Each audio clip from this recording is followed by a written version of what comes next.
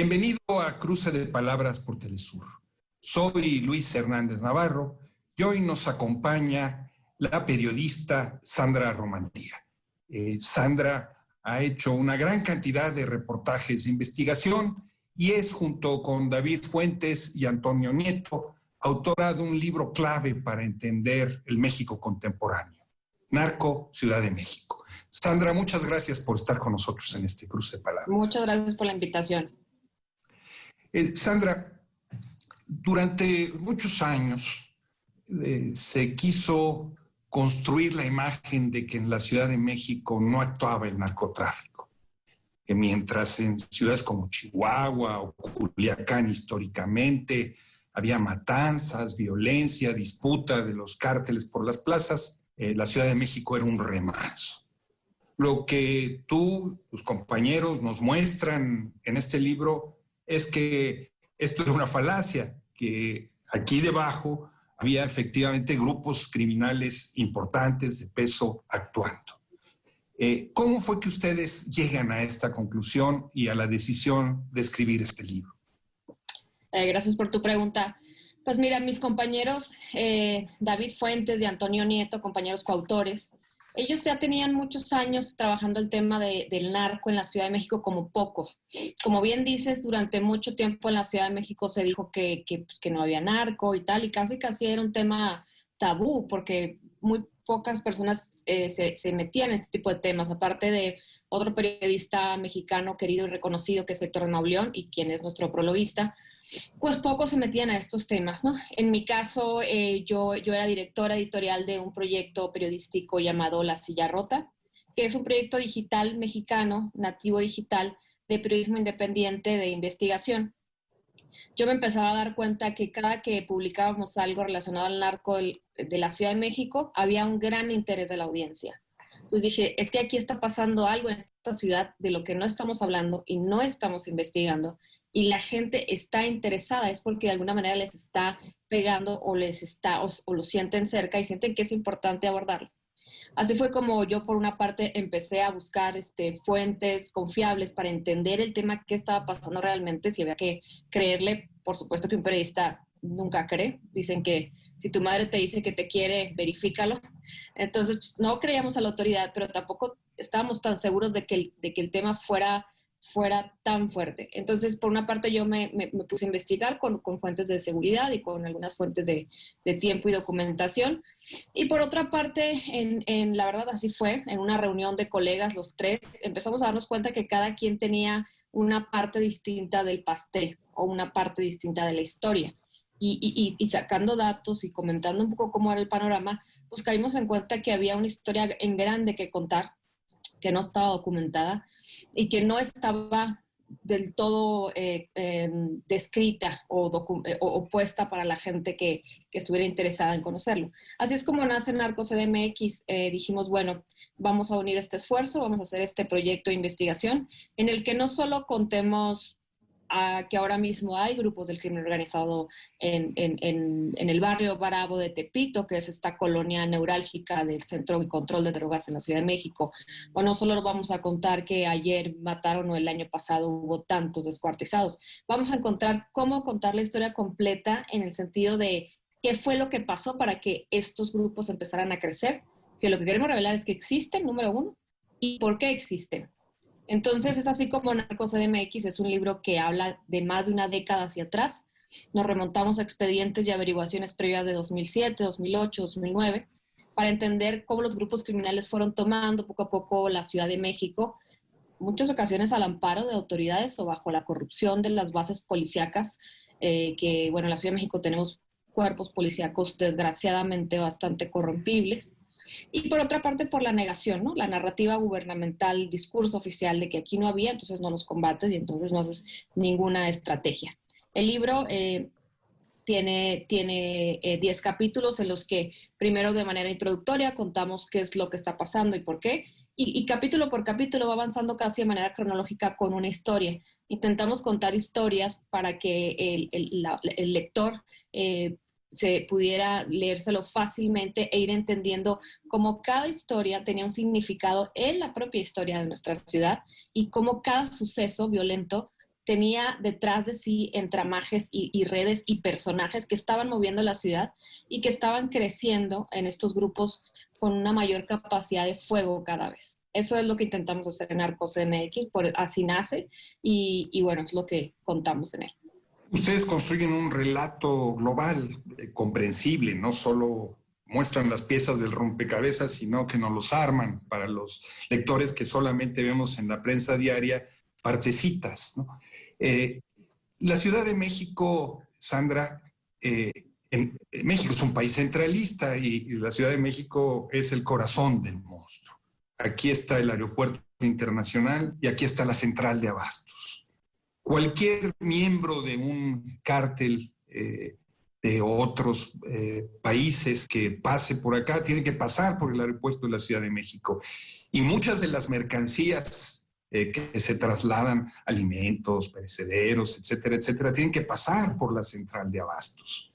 Muchos de los productos que se consumen en un puerto como Acapulco, ¿no?, a 4 o 5 horas de la Ciudad de México, pues llegan primero a la Ciudad de México, incluyendo el marisco, el pescado, ¿no? Tú dirías, estos dos lugares, el aeropuerto y la central de abastos, son puntos medulares de esa trama del narcotráfico que ustedes relatan. Sí, son puntos importantes. La central de abastos de la Ciudad de México, hay que recordar que tiene miles de hectáreas, es una de las más grandes del mundo, y la más grande de Latinoamérica. Entonces, por ahí entran mercancías de todos los 30 y tantos, bueno, de muchos estados del país de México, y por supuesto que por ahí se ha escondido históricamente y entrado droga, es una de las vías más importantes.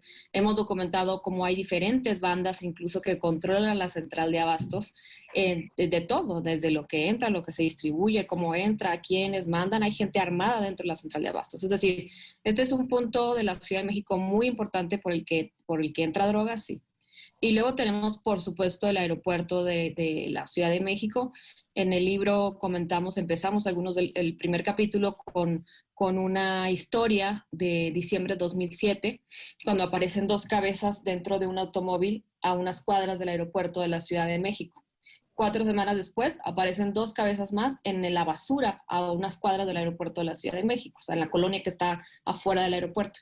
Esas fueron las primeras señales de que había ya disputas de grupos de Tepito queriéndose pelear y hasta robar la droga con sus proveedores, digamos, que siempre habían sido toda la vida, que eran los Beltrán Leiva, no en todos los casos en la ciudad, pero en gran parte eran los Beltrán Leiva, y con eso nos empezamos a dar cuenta, bueno, las autoridades que incluso lo tienen en un documento, que algo fuerte podría estar pasando en la ciudad en cuanto a una disputa. Y tenía que ver, por supuesto, con el aeropuerto.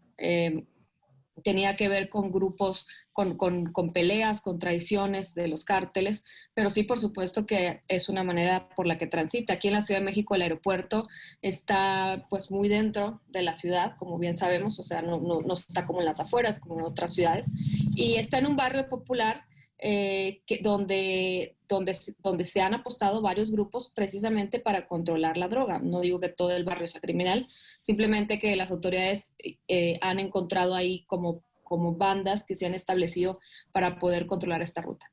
Y por otra parte, lo que contamos un poco también en el libro es cómo la unión de Tepito y el cártel de Tláhuac pasan de ser pequeñas banditas o pandillas que solo están vendiendo droga al menudeo, para hacerlo al mayoreo, para producir, para distribuir y para encontrar canales de distribución y para proveerse, lo cual te convierte no de una pandilla, sino ya casi puede ser un cártel, depende de tu capacidad de distribución.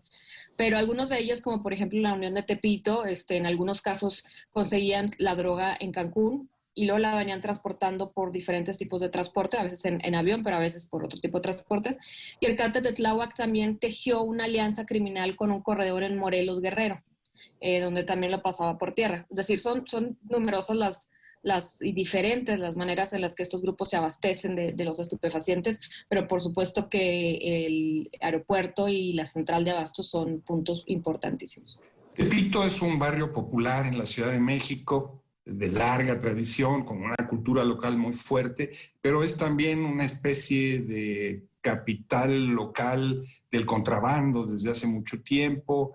ahí han proliferado diversos grupos. Ustedes cuentan en el libro cómo de repente mandos policíacos detectan una reunión con mucha gente alrededor, extraña, que no conoce ni siquiera la ciudad, que se realiza en Tepito. Resulta que en esta reunión, según ustedes platican, aparece un personaje fundamental en el mundo de las drogas mexicanos, la famosa Barbie, ¿no? Que después se ha dicho que es informante en algún momento de la DEA, que es realmente el que le da una articulación a esta unión de Tepito para proyectarla en el mundo de las drogas más allá. ¿Cómo es esto?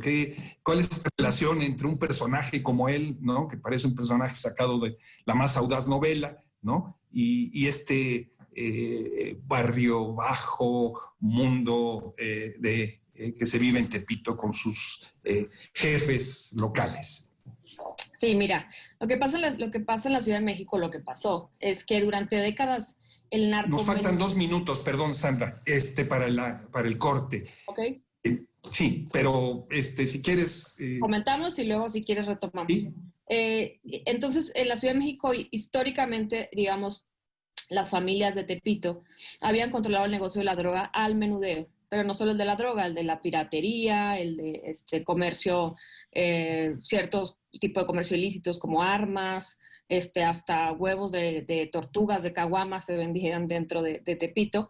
Es muy importante que no criminalicemos el barrio, ¿no? Como tú dices, es un barrio con una gran cultura, es un barrio donde mucha gente puede ir y caminar, que son cuadras y cuadras de tianguis y tianguis y tianguis y hasta tomarse una cerveza, cosa que es ilegal en toda la ciudad menos ahí.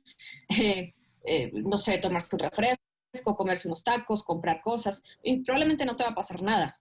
No es una favela donde entras y es sentencia de muerte, es una zona muy comercial, pero que evidentemente detrás de esos pasillos hay familias que históricamente han controlado esto desde hace décadas y que llega a ese punto que contaremos después de la pausa, en el que deciden unirse y entonces la historia de la Ciudad de México pues cambia para siempre. Perfecto, abrimos aquí un pequeño paréntesis, no se vayan, regresamos en muy breves instantes.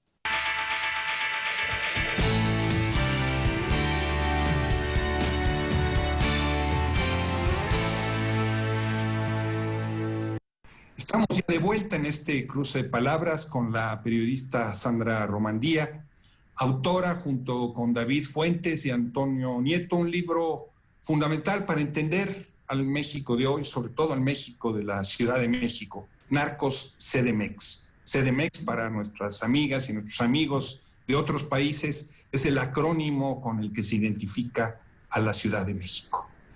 Sandra, antes del corte nos estabas explicando esta historia que hay en el barrio de Tepito de cómo un narcotraficante fundamental en las relaciones del narcotráfico, la DEA, las pugnas entre los cárteles, la Barbie, desempeña un papel fundamental en la proyección de la Unión Tepito como un jugador de las grandes ligas del mundo de las drogas en México. Y ahí nos cayó la guillotina del tiempo. Así es. Bueno, como te platicaba, por décadas muchas familias del barrio de Tepito y anexos, digamos, también alrededor, movían la droga en la Ciudad de México, o sea, al menudeo y varios negocios, la piratería, algunas cosas clandestinas, otras no, vuelvo a aclarar, no es que todo el barrio sea criminal, simplemente hay ciertos puntos, hay mucha gente honesta que simplemente es comerciante y trabaja honestamente, y aparte hay zonas donde incluso hacen arte y deporte que es muy destacable, como el box, por ejemplo, ¿no? Pero bueno, lo que contábamos es que llega un momento en el 2010 en el que la Barbie, este personaje, este capo de la droga que sale de los Beltrán Leiva, que hay que recordar que los Beltrán Leiva eran un brazo del cártel de Sinaloa, hasta que se fracturan y se pelean. Bueno, la Barbie, este personaje rubio, alto, fornido, que fue muy conocido tras su detención porque siempre sonreía, llega un día al barrio de Tepito, previa un acuerdo, por supuesto, y junta las familias que históricamente habían estado moviendo el negocio. Las junta en una casa, se reúnen por horas, todo un día, En el libro contamos que los policías empezaron a dar cuenta por las cámaras al ver a varios hombres con gorras moverse, pero no armados, simplemente como caminando en el barrio y dijeron algo está pasando. Empiezan a averiguar y entonces se dan cuenta que hay una reunión de capos locales con el capo mayúsculo, que en ese momento era muy importante, Edgar Villarreal Labarbi.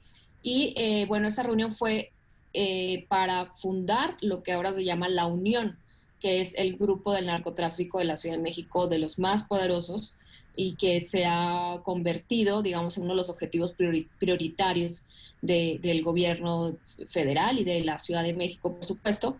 Pero así es como nace, de juntar a las familias que normalmente estaban solo dedicadas al narcomenudeo, a ciertos delitos, para decirles, a ver, yo les voy a proveer de la droga, pero ustedes conviértanse en un grupo fuerte que pueda entrar a varios delitos más. O sea, ya hablamos de extorsión, probablemente de invasión de predios, pero no solo eso, sino que tengan una capacidad de fuego fuerte como la tienen los cárteles transnacionales, que sean conscientes de su poder en la ciudad. Y así es como nace la unión, y las familias que no se quisieran unir o los dealers que no quisieran estar, los mataron. En las siguientes semanas se vinieron unas matazonas de familias y de personas que no se alinearon a lo que se llamó la Unión. Originalmente el líder se llamaba Pancho Cayagua, lo mataron años después, y después nace como la segunda unión, digamos, que es a cargo del Betito, que es un personaje que es el líder y que lo detuvieron ya hace un año y medio. Él está en la cárcel, desde ahí sigue moviendo, digamos, la unión, pero la unión en sí es una unión de muchas uniones, es decir, son muchos grupos y después se fue transformando y el liderazgo fue cambiando y por eso se le llamó la Unión del Pancho Cayagua, la Unión del Betito. Hubo la Unión Insurgentes, que fue un grupo de jóvenes sobreinsurgentes que querían controlar toda la zona de antros de norte a sur. Era la Unión Insurgentes, luego desapareció. Es decir, el narco en la Ciudad de México tiene una particularidad, que es que ha estado como moviéndose y modificándose, sí tomando más fuerza, con la cabeza que sea, pero los liderazgos son muy jóvenes, son jóvenes de 20, 30 años, son jóvenes que se inmiscuyen en los bares de la ciudad que tú a veces no los puedes detectar. Y son muy violentos, evidentemente son muy, muy violentos. Se han detectado casos de seguridad donde han torturado a sus víctimas en varias zonas de la ciudad, entre ellas la Narvarte, por ejemplo, que es una zona de mediana alta plusvalía, o sea, que ahora está muy bien ubicada. Bueno, ahí han encontrado casos de seguridad donde han matado y descuartizado personas. Es decir, se convirtió en un grupo realmente sangriento y realmente con un poder para estarse moviendo en la ciudad y en las zonas turísticas a como ellos quisieran, y empezar a cobrar lo que llamamos el derecho de piso a los comerciantes o negocios solo por dejarlos trabajar, lo cual es probablemente una de las tragedias más fuertes para el ciudadano común, tener que vivir bajo el yugo de esos criminales. Sandra, la industria criminal es como la luna, tiene una cara oscura que nunca vemos y tiene también una cara luminosa. Todas estas actividades de secuestro, de venta de drogas, necesitan un vehículo legal para lavar su dinero. Empresas, restaurantes, distribuidoras de automóviles, y necesitan también la protección y la tolerancia de autoridades, jueces, notarios, etcétera, etcétera. ¿Pudieran ustedes avanzar en su investigación en documentar esta cara luminosa de la delincuencia de cuello blanco, ya no de estos jóvenes violentos, sino la parte bonita donde se lava el dinero? Bueno, digamos que es muy difícil, y por no decir peligroso, como lo es todo en esto, pero sí avanzamos, porque sí hay una investigación y hay un mapeo al que tuvimos acceso de lavado de dinero de estos grupos en varios locales de la ciudad. Pensamos mantener las investigaciones y darle seguimiento al tema, por supuesto, pero como bien dices, para que un grupo pueda funcionar debe tener, por una parte, el cobijo de un sector de la autoridad que lo deja crecer, por otra parte, dónde lavar todo el dinero que genera, y por otra parte, los consumidores y las víctimas, que son las que van a terminarle manteniendo su estructura financiera. pero sí la hay, como bien dice, sí existen estos negocios en la ciudad y bueno, esperamos, lo que esperaríamos es que las autoridades hicieran su chamba y empezaran a frenarlos y a congelar este tipo de negocios, que hasta el momento no ha sido un anuncio tan visible, o al menos públicamente no se ha dado a conocer que toda una, una red de empresas pertenezca a la Unión y la hayan frenado. Creo que se ha avanzado en la ciudad en el sentido de la investigación, pero es verdad, faltaría más sobre ese punto, ¿no? Eh, Sandra, a la hora de contar los personajes que integran estas bandas criminales, a cada rato en el relato de ustedes saltan antiguos policías, eh, como si estos antiguos policías fueran una de las principales fuentes de reclutamiento de los grupos criminales. ¿Cómo explicarnos esa situación, que los que tienen que ser buenos estén del lado de los bandidos?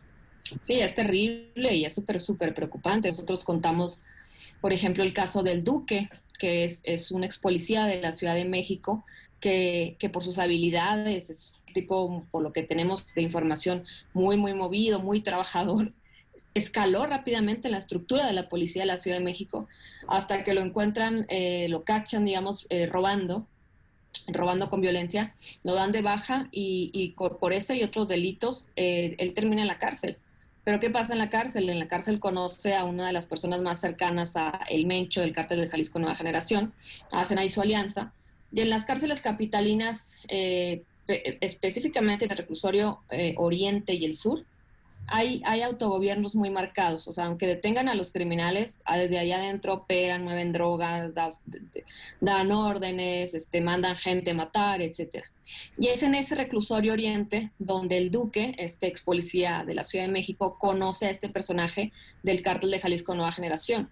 Y por alguna extraña razón, el Duque logra salir en 2017 por un juez, el típico caso de que no supimos el juez porque lo liberó antes de tiempo, consigue su liberación y vuelve a las calles, y ya con todo el conocimiento que tenía de cómo funciona la policía capitalina, seguramente con todos sus lazos, seguramente tendrá contactos todavía, pues ayuda de alguna manera al Cártel de Jalisco Nueva Generación a dar sus primeros pasos en esta ciudad. Esa es una hipótesis de inteligencia de la policía, es decir, no lo invento yo, no fuimos nosotros a preguntar, hay que decirlo.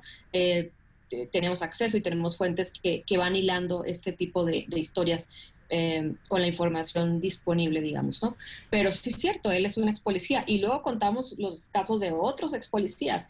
Lo que pasa aquí es que son muy corrompibles, aunque se han hecho mejoras en los salarios. Históricamente es una policía muy olvidada. O sea, nosotros nos hemos dado vuelta por estas zonas donde hacen sus guardias, ¿no? Donde tienen que estar toda la noche, así. Algunas bases deplorables, no se les invierte. Si a eso se suma que los cárteles cada vez tienen más dinero para corromperlos, pues se vuelve un cóctel como muy sencillo para que los policías y ex policías sean clave en las estructuras criminales. En un minuto, porque ya nos volvió a caer la guillotina del tiempo encima. ¿Tú dirías que estos grupos criminales son un desafío al Estado mexicano? ¿Ponen en entredicho la gobernabilidad de la Ciudad de México? Sí, por supuesto. O sea, lo que puedo decir en un minuto es un atentado frente a un montón de cámaras de seguridad hace una semana contra la gran figura del gran policía de la Ciudad de México, que es Omar García Harfuch, el encargado de la seguridad. Un atentado con 500 disparos y casi de película, es un desafío. Como es un desafío que haya gente armada atrás del palacio donde despacha la jefa de gobierno de la Ciudad de México, Claudia Sheinbaum. A 4 cuadras, ahí se vende cerveza, se venden armas. Yo preguntaría si eso no es un desafío, entonces, ¿qué es? Sandra, muchísimas gracias por tu grato relato. Es una ironía que un tema tan difícil pueda ser contado de manera tan sabrosa, pero nos ayuda a comprender la magnitud de un fenómeno muy complejo y muy pesado para los capitalinos. Muchas gracias, por estar con nosotros. Palabras. Y ustedes, amigas, amigos, muchas gracias por su amable compañía el día de hoy. Ya saben, los esperamos la semana que viene aquí por Telesur. Hasta la próxima.